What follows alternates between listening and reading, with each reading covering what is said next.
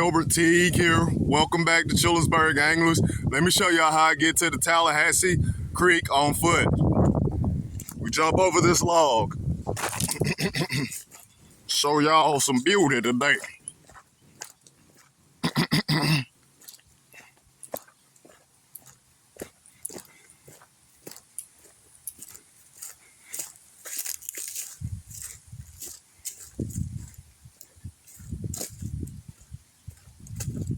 This is what it's about, y'all. Getting out here in nature today.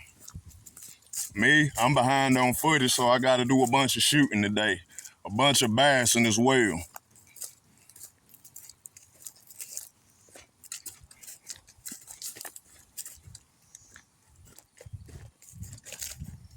Y'all look at these turtles out here. They done already dang, some of them done went in the water.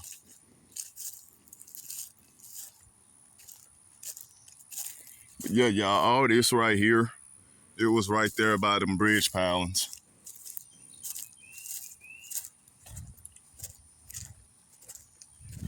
Let's just see what's missing. I'm gonna tell y'all, the first thing I look for is the edge of the bank, y'all. That's where all your bait fish gonna be. And there are some bait fish out here. There might be some bass in these waters, y'all. And this is what we call stain water, y'all. It's kind of that tea-colored water. You gotta know what to throw in this stuff. Green pumpkin, a good color. Everybody on the Alabama bug crate. We're just showing y'all the beauty for a little minute. We're gonna get off and do some bassing out here as well. We got the swim jig tied on. We got a whopper plopper tied on. Now, if I can set this phone somewhere and it record me, I can go fishing. What y'all think about it?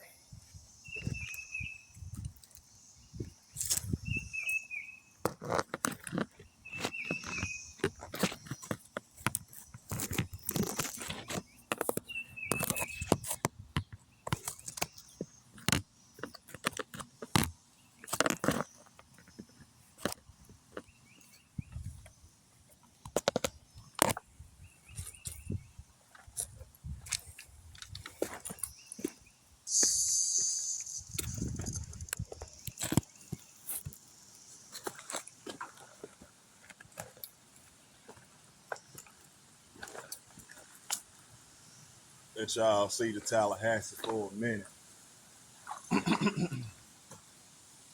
Y'all might think it's the wind pushing the water this way, y'all, but it's actually the current going that way. So that lets you know that the creek is, the water levels are rising, y'all. You gotta pay attention to stuff when you out here fishing. Everything. Whopper plopper time.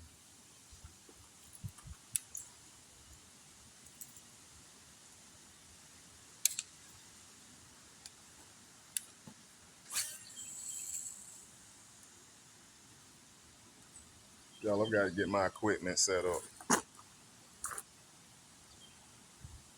One thing about these bait casters, y'all, that spool tension the knob and your brakes is going to be your best friend on these bait casters. But it's a casting rod, y'all, so it's designed to slang them out there. I see lots of people with spinning gear. They're trying to get the farthest distance. They're trying to get the farthest cast. Get you a bait caster or a casting reel.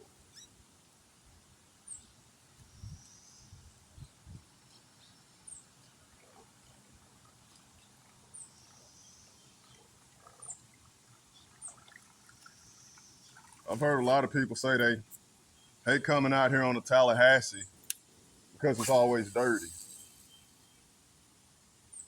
Y'all, just like that, we make the same mistake over and over. But that is telling me, y'all, we're getting a little bit of overrun here. Bump your spool tension and knob up. That should fix it. I mean just a hair, because mine's kind of loose. And the only person that can detest it at is Ryan Strickland. He's played with my rods. And he asked me why the spool's so loose. Y'all, that's because I want maximum distance. It's all about distance. I first got in the game, it was a gentleman telling me something on the lines of, all you need is 30 feet. That's it right there.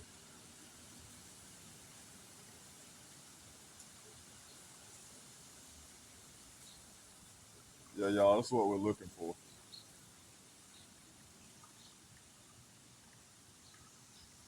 Y'all, each lure that you put on these rods has a different weight to them, so you're gonna have to set your rod for each lure.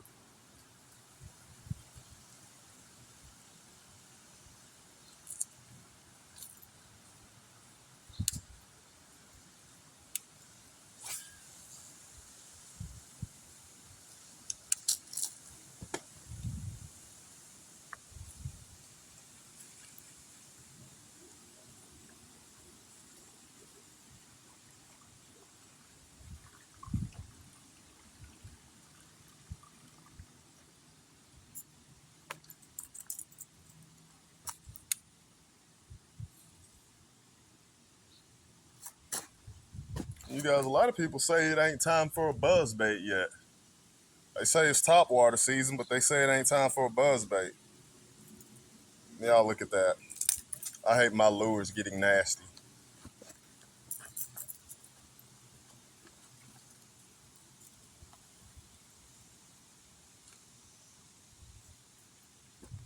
Just like that, it's ready to be cleaned. We've got it wet, y'all. That's all we've done right now. We've got this lure wet. So what I'm finna do is go on over here to the side of. I don't think I've caught a fish on this side, y'all.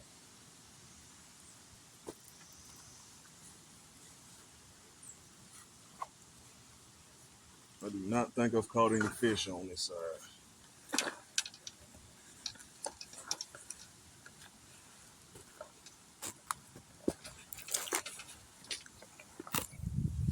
We're still showing y'all the beauty, y'all.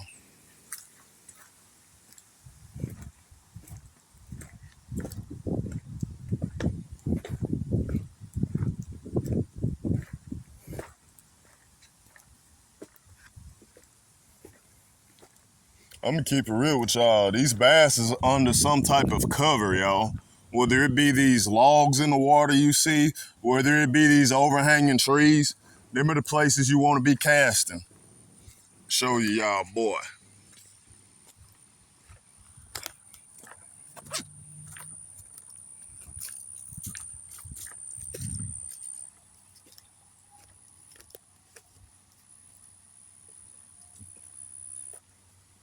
Y'all, this is what I don't like seeing, y'all. Let's try to keep the area clean, y'all.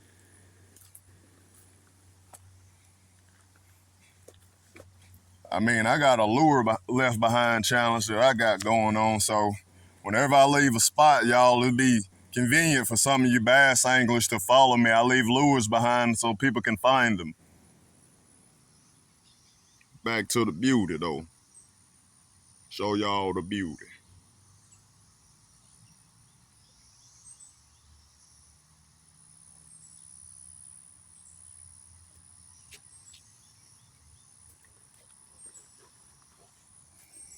Yeah, it's the old Tallahassee, y'all.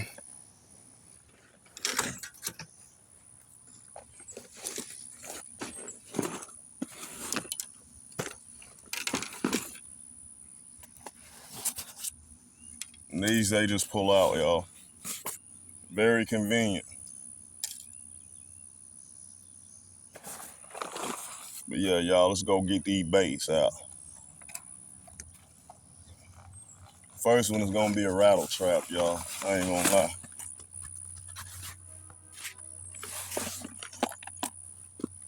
We got some of everything up in here, y'all.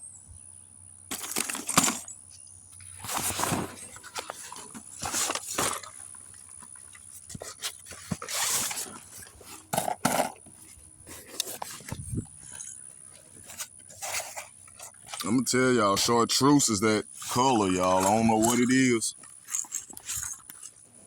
Like, I hear a lot of people They'll tell y'all that fish love a color. They probably hate a particular color and they trying to kill whatever forage is in the water. Cause I'm gonna tell y'all something, these bass out here, bass are like bullies. They the apex predator out here. Other than your gar. Catfish is a predator fish, but I don't consider it like a game fish. I don't. Nothing against catfish anglers. But if you want these bass to bite, you gotta have something realistically looking. I think this is a half ounce, y'all. I thought somewhere around an ounce, ounce and a half. Just because I like my baits to be out there, y'all.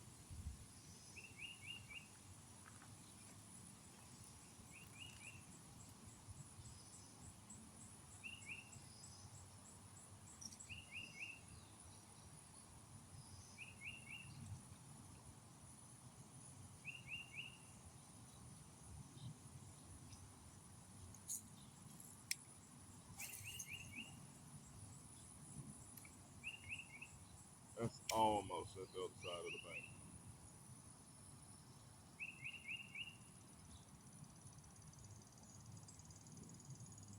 Y'all, the thing about bass fishing is you're actually working the bait.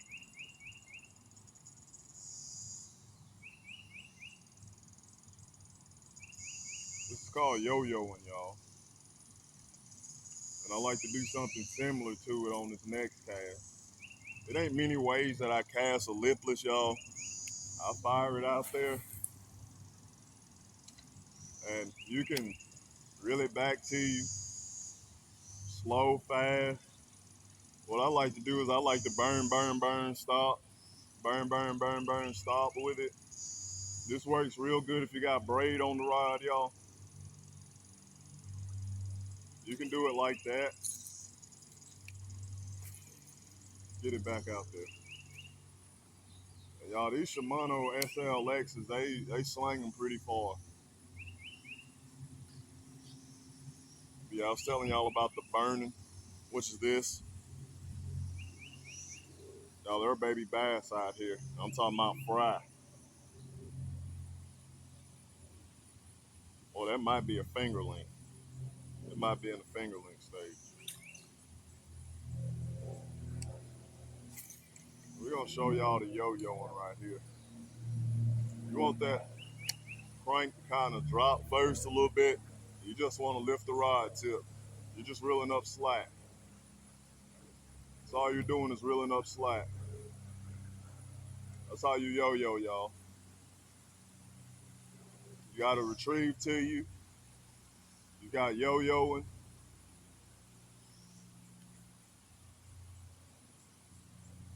Now with my you can hop these like a jig too.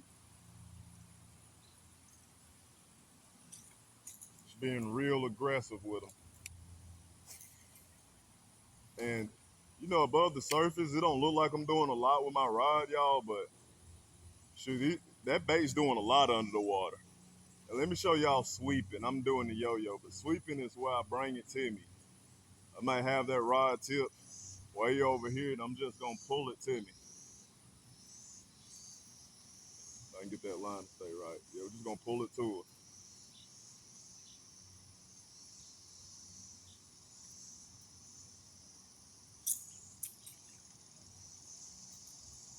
Y'all, this was the first bait that I learned how to skip.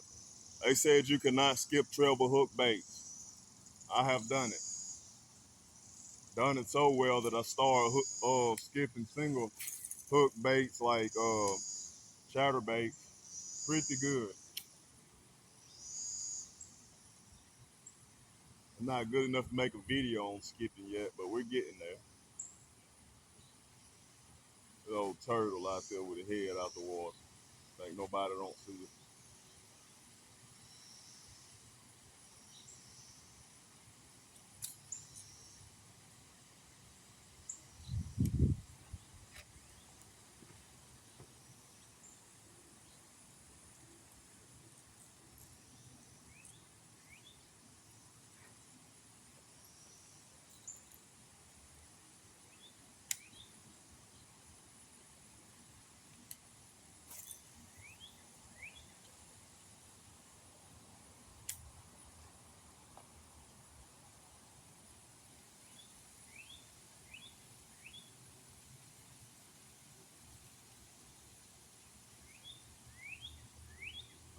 I had my 7.2 rod.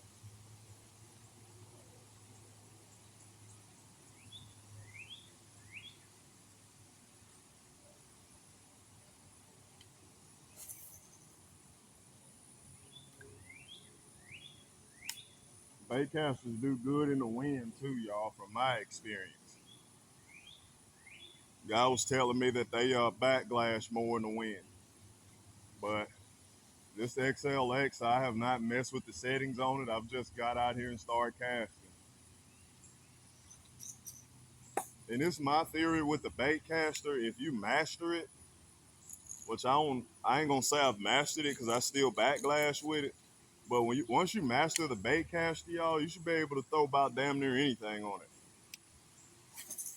These are not rods that you put stuff on and you do this with.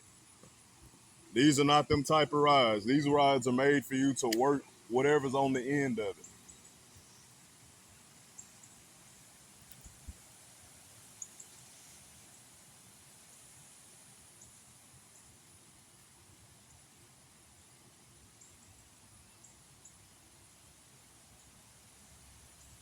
Y'all, when it start getting like up in these times out here, you want to look for shade.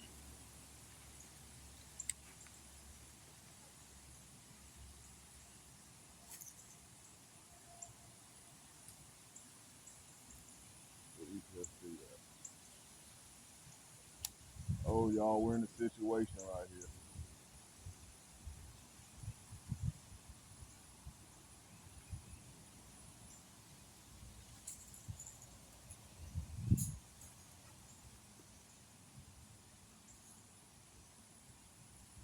Damn.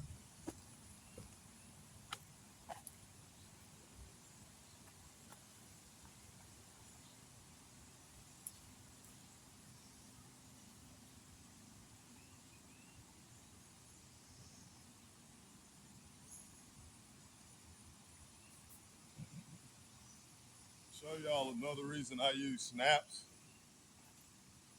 Y'all, I fucked up and threw in a tree, right? Threw in a tree, y'all, like out here. And this is why I keep these snaps, y'all, because it makes it a lot easier for you to get your line back. And what happened on the way back, y'all know these things come 90 miles an hour. These are important to me for not having to break so much line off, y'all. Because right now, I believe I'm going to get all my line back. It's going to go through these tree limbs and everything smooth.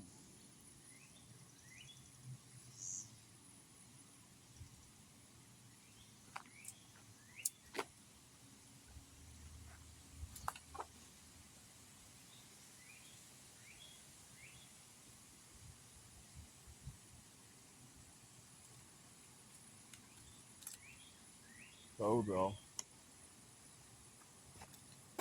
Told y'all. I mean, you got to make mistakes to learn from them, y'all. But now I'm ready to go fishing again. Shoot. Y'all, it's just a learning curve with this stuff, man. Once you get over it, you're just free to fish, you know? Think about it. Most people, they go to yanking on equipment, they go to yanking on rods and stuff, and they make the situation a lot worse for them. They make the situation a lot worse than what it really is, y'all. Yeah, I was hung up out there, and I had, and that lipless crank, y'all, it's got treble hooks on it. So your odds of getting hung up, just like your odds of landing fish go up, your odds of getting hung up goes up too. So you gotta take the good with the bad. Yeah, the wind did blow that one, but it's still straight in front of me though.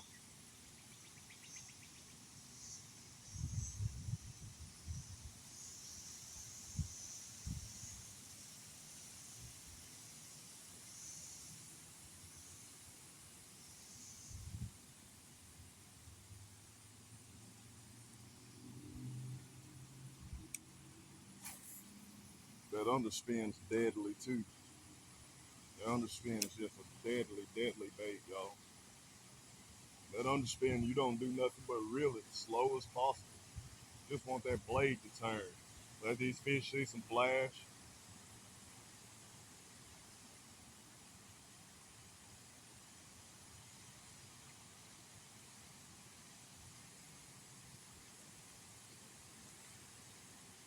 That's why it's so important to practice at home before you get out here on the water, y'all. Because anything could happen. You have to be prepared. I mean, you really do. That bait just skipped over that log.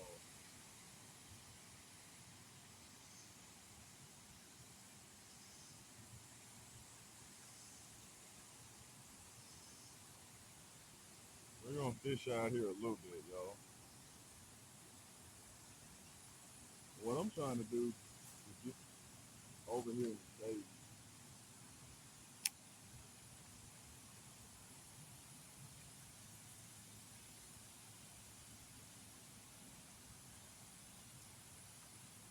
I don't know what that was.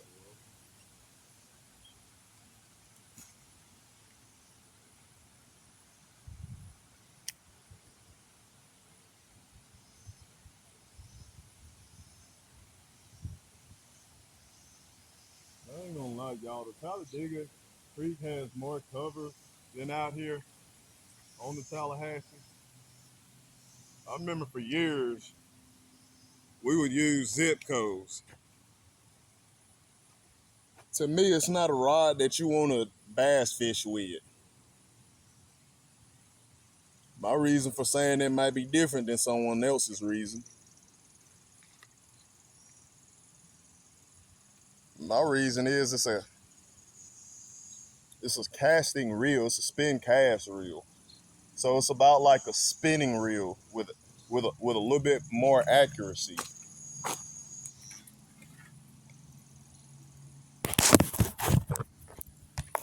We're gonna end it right here, y'all.